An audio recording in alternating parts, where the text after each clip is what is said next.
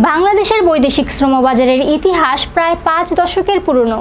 1976 সাল থেকে বাংলাদেশ থেকে বিভিন্ন দেশে শ্রমিক পাঠানো শুরু হয়। জনশক্তি কর্মসংস্থান ও প্রশিক্ষণ ব্যুরো এর তথ্য অনুযায়ী 1976 থেকে 2023 সাল পর্যন্ত বাংলাদেশ থেকে প্রায় 1,60,00,000-এর বেশি শ্রমিক বিদেশে গেছেন।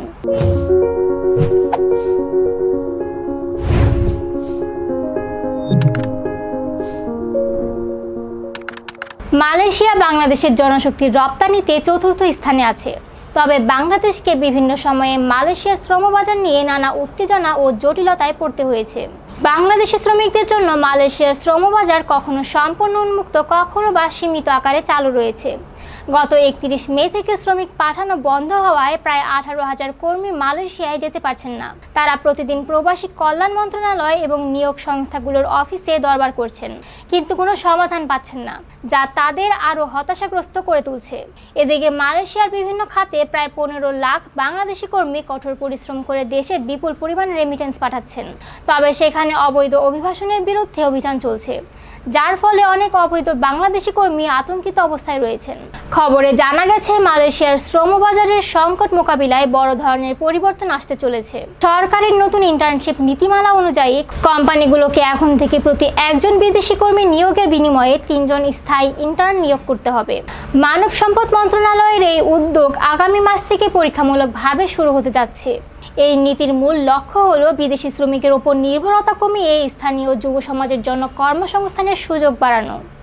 তবে প্রশ্ন উঠছে, এই পদক্ষেপ কি সত্যি শ্রমবাজারের ঘাটতি পূরণ করতে সক্ষম হবে, নাকি এটি ব্যবসায়ী প্রতিষ্ঠানগুলোর জন্য অতিরিক্ত বোঝা হয়ে দাঁড়াবে? এ নিয়ে বিভিন্ন মহলে নানা রকম মতামত ও বিশ্লেষণ চলছে।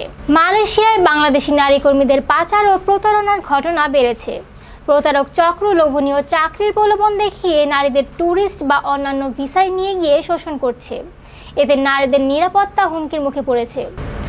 কুয়ালালামপুরের বাংলাদেশ হাই কমিশন সতর্ক করে জানিয়েছে, মালয়েশিয়ার সাথে বাংলাদেশের নারী শ্রমিক পাঠানোর কোনো চুক্তি নেই। তাই সাধারণ কর্মী হিসেবে নারীদের মালয়েশিয়া না যাওয়ার পরামর্শ দেওয়া হয়েছে। হাই কমিশন এ সংক্রান্ত জালিয়াতি রোধে কঠোর পদক্ষেপ নেওয়ার ঘোষণা দিয়েছে। মালয়েশিয়ার নতুন ইন্টার্নশিপ নীতি সম্পর্কে গ্লোবাল লেবার অর্গানাইজেশনের প্রফেসর নিয়াজ আসাদুল্লাহ বলেন, এটি একটি সাহসী পদক্ষেপ যা একদিকে বিদেশি শ্রমিক নির্ভরতা কমানো এবং অন্যদিকে স্থানীয় তরুণদের কর্মসংস্থান বৃদ্ধির দ্বৈত লক্ষ্য রাখে।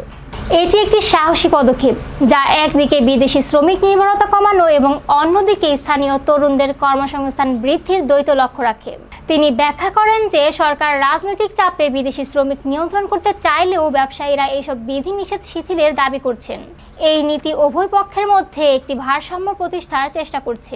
মালয়েশিয়ার 1:3 ইন্টার্নশিপ নীতি তরুণদের কর্মসংস্থান ও ব্যবসায়ীদের চাহিদার মধ্যে ভারসাম্য আনতে চায়।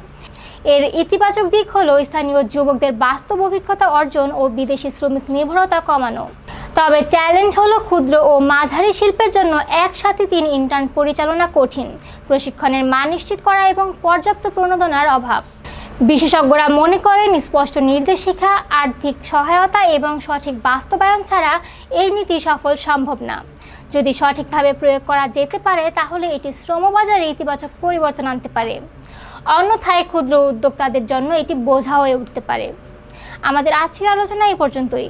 ভিডিওটি ভালো লেগে থাকলে অবশ্যই লাইক, শেয়ার এবং সাবস্ক্রাইব করে আমাদের সাথেই থাকবেন। ধন্যবাদ।